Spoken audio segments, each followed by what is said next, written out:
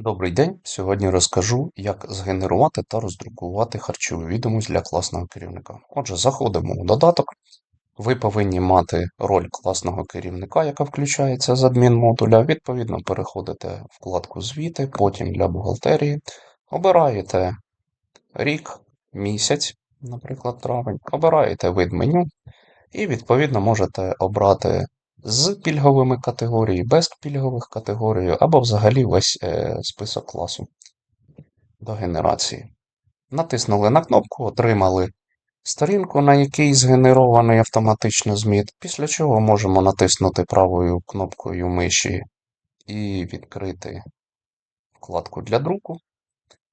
Обираємо принтер і натискаємо друк. Все.